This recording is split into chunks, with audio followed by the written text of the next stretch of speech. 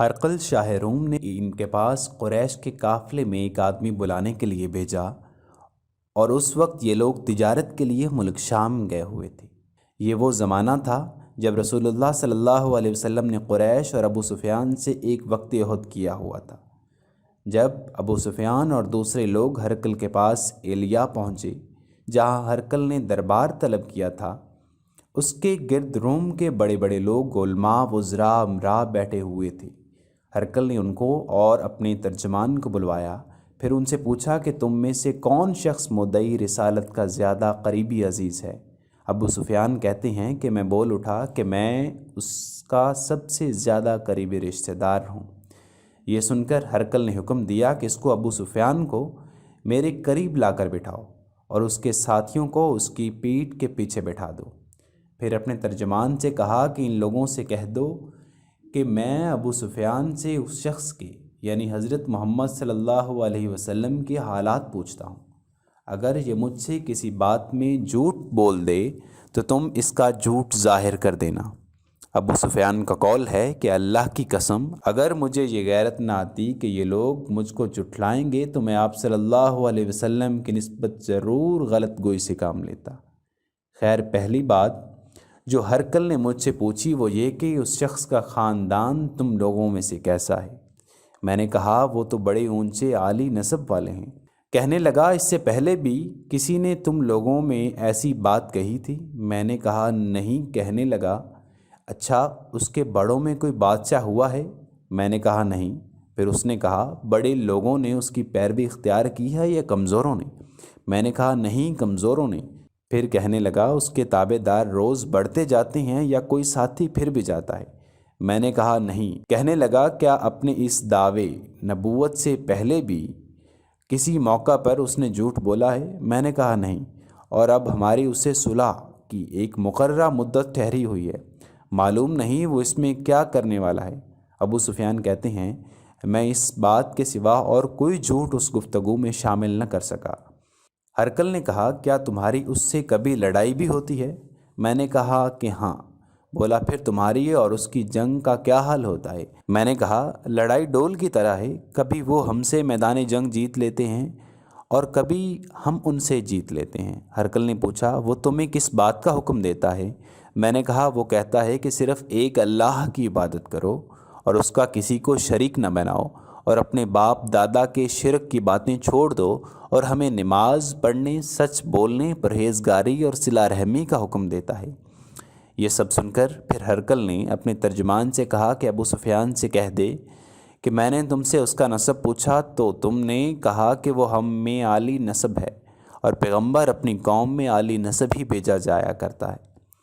میں نے تم سے پوچھا کہ یہ بات تمہارے اندر اس سے پہلے کسی اور نے بھی کہی تھی تو تم نے جواب دیا کہ نہیں۔ تب میں نے اپنے دل میں کہا کہ اگر یہ بات اس سے پہلے کسی نے کہی ہوتی تو میں یہ سمجھتا کہ اس شخص نے بھی اس بات کی تقلید کی ہے جو پہلے کہی جا چکی ہے۔ میں نے تم سے پوچھا کہ اس کے بڑوں میں کوئی بادشاہ بھی گزرا ہے تو تم نے کہا کہ نہیں۔ تو میں نے دل میں کہا کہ ان کے بزرگوں میں سے کوئی بادشاہ ہوا ہوگا تو کہہ دوں گا کہ وہ شخص اس بہانے اپنے آباء و اجداد کی بادشاہت اور ان کے ملک حاصل کرنا چاہتا ہے۔ اور میں نے تم سے پوچھا کہ اس بات کے کہنے یعنی پیغمبر کا دعویٰ کرنے سے پہلے تم نے کبھی اس کو دروغ کوئی کا الزام لگایا ہے؟ تم نے کہا کہ نہیں۔ تو میں نے سمجھ لیا کہ جو شخص آدمیوں کے ساتھ دروغ گوئی سے بچے وہ اللہ کے بارے میں کیسے جھوٹ بول سکتا ہے۔ میں نے تم سے پوچھا کہ بڑے لوگ اس کے پیرو ہوتے ہیں یا کمزور آدمی؟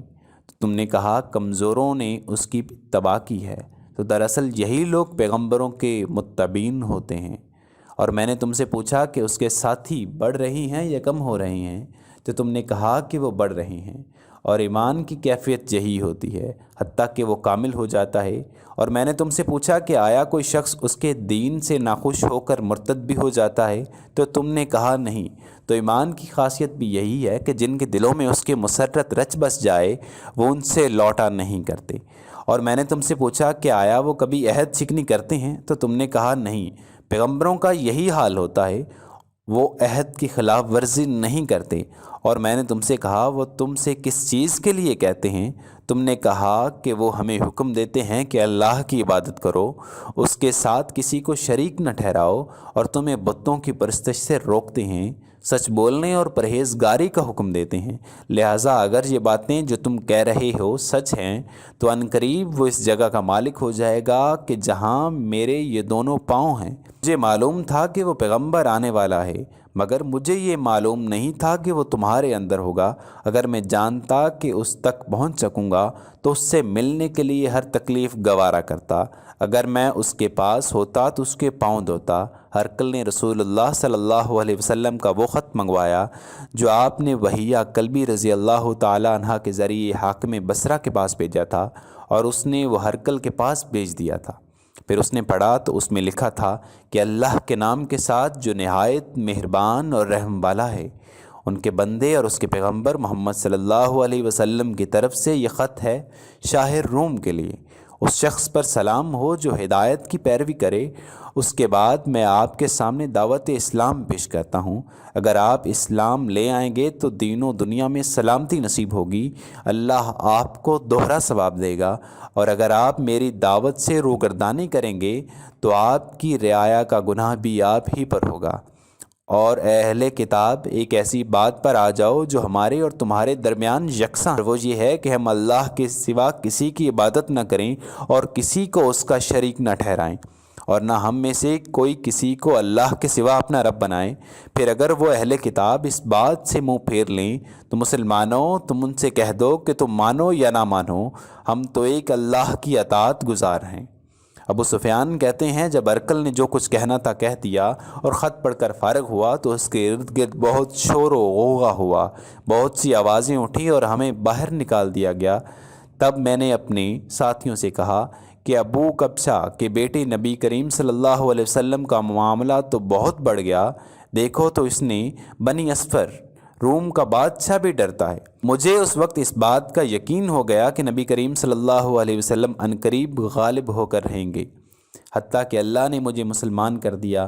راوی کا بیان ہے کہ ابن ناطور ایلیا حاکم ہرقل کا مصاحب اور شام کے نصارہ کا لاٹ پادری بیان کرتا تھا کہ ہرقل جب ایلیا آیا ایک دن صبح کو پریشان اٹھا تو اس کے درباریوں نے دریافت کیا کہ آج ہم نے آپ کی حالت بدلی ہوئی پائی ہے، کیا وجہ ہے؟ ابن ناطور کا بیان ہے کہ ہرقل نجومی تھا، علم نجوم میں وہ پوری مہارت رکھتا تھا۔ اس نے اپنے ہم نشینوں کو بتایا کہ میں نے آج رات ستاروں پر نظر ڈالی تو دیکھا کہ ختنہ کرنے والوں کا بادشاہ ہمارے ملک پر غالب آ گیا ہے۔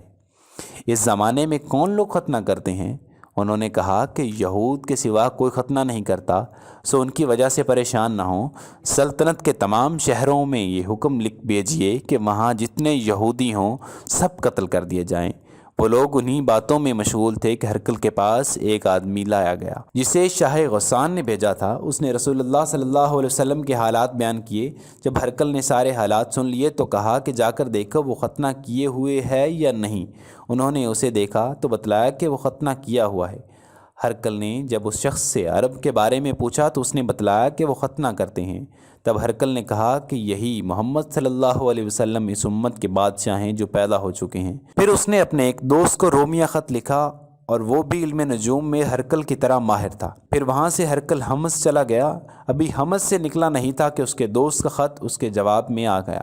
اس کی رائے بھی نبی کریم صلی اللہ علیہ وسلم کے ظہور کے بارے میں ہرقل کے موافق تھی کہ محمد صلی اللہ علیہ وسلم واقعی پیغمبر ہیں۔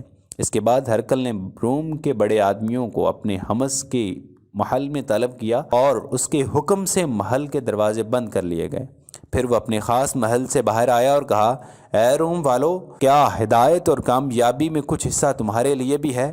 اگر تم اپنی سلطنت کی بقا چاہتے ہو تو پھر اس نبی کی بیعت کر لو اور مسلمان ہو جاؤ۔ یہ سننا تھا کہ پھر وہ لوگ وحشی گدھوں کی طرح دروازوں کی طرف دوڑے مگر انہیں بند پایا۔ آخر جب ہرقل نے اس بات سے ان کی یہ نفرت دیکھی اور ان کے ایمان لانے سے مایوس ہو گیا تو کہنے لگا، ان لوگوں کو میرے پاس لاؤ۔ جب وہ دربار آئے تو اس نے ان سے کہا، جو بات کہی تھی اس سے تمہاری دینی پختگی کی آزمائش مقصود تھی، سو وہ میں نے دیکھ لی۔ تب یہ بات سن کر وہ سب کے سب اس کے سامنے سجدے میں گر پڑے اور اس سے خوش ہو گئے۔ بالآخر ہرقل کی آخری حالت یہ ہی رہی۔ ابو عبداللہ کہتے ہیں کہ اس حدیث کو سہل بن کیسان، یونس اور معمر نے بھی زہری سے روایت کیا ہے۔ صحیح بخاری حدیث نمبر 7۔